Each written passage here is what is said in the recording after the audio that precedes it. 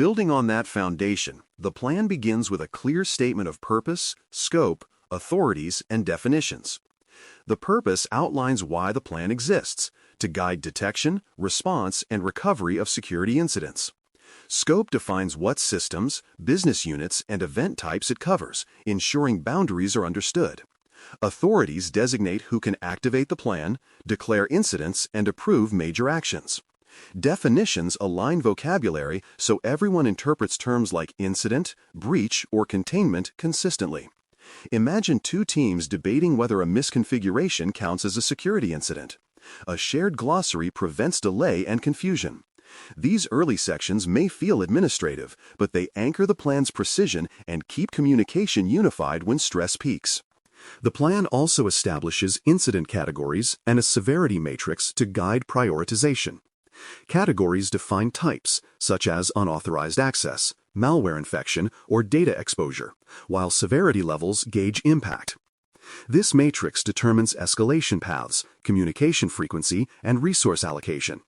A low-severity event might only require monitoring, while a critical breach activates full command structure and executive notification.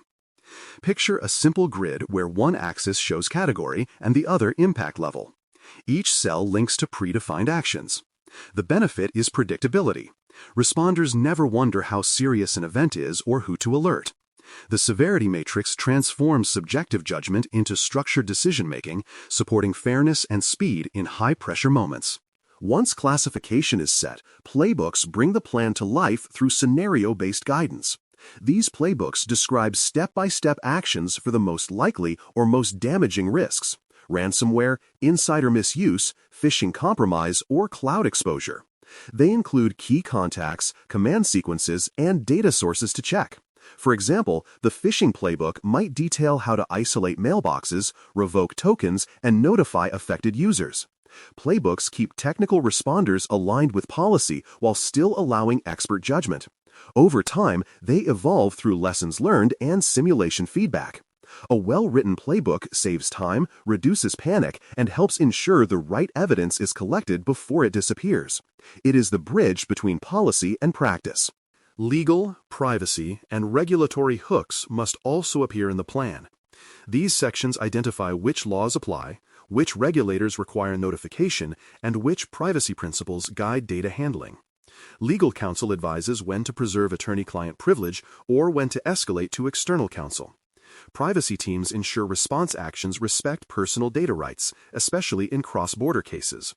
Imagine an incident involving European user data stored in a U.S. cloud provider. Regulatory nuances matter.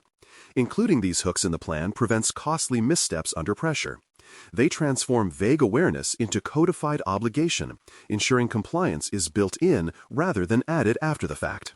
Communication strategy is another vital pillar. The plan lists internal stakeholders, escalation chains, and external contacts, such as regulators, vendors, and law enforcement. It distinguishes between operational updates and executive summaries, ensuring each audience receives the right level of detail. Pre-approved templates and contact lists shorten reaction time. A communications plan might, for instance, require leadership briefings every 4 hours during a major event, while external statements pass through legal review before release. Clear communication reduces speculation and strengthens unity. The best plans anticipate confusion and replace it with order, proving that clarity is as important as containment during crisis. No response plan is complete without guidance for evidence handling and chain of custody. These sections explain how to identify, collect, label, store, and transfer digital evidence in a defensible way. Each step must be documented to show integrity was maintained.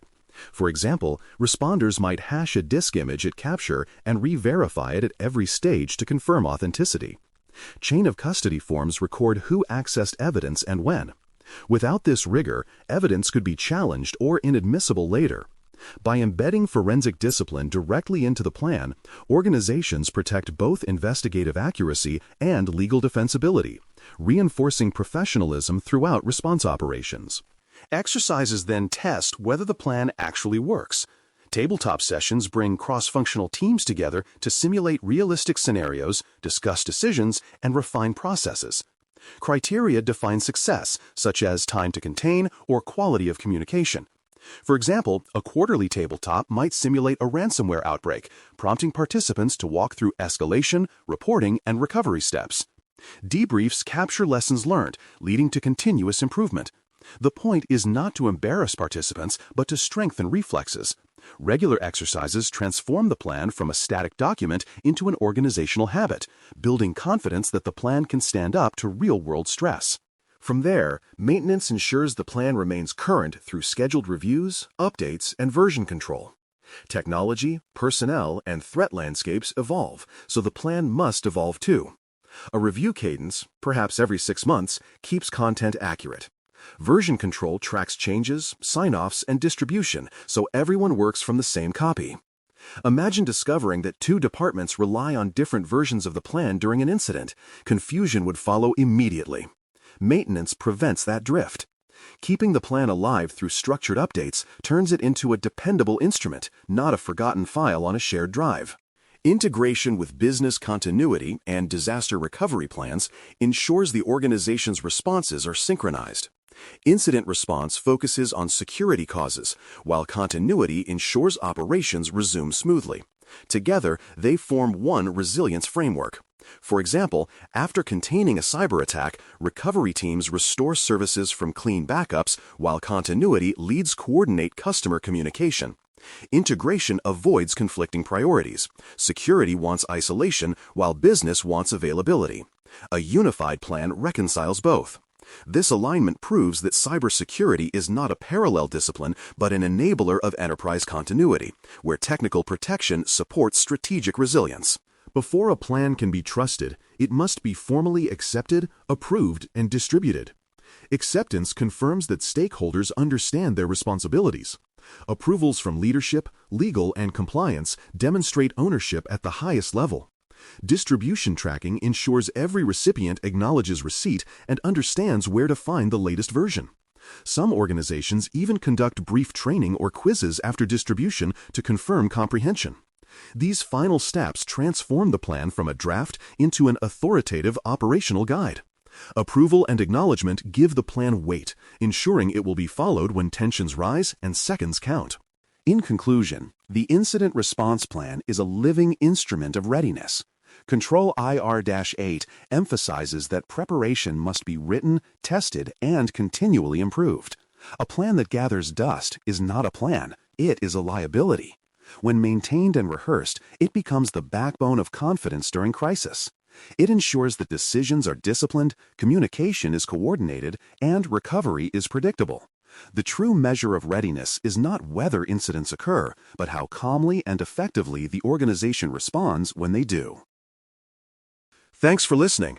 For more audio courses, daily newsletters, and more, please visit baremetalcyber.com.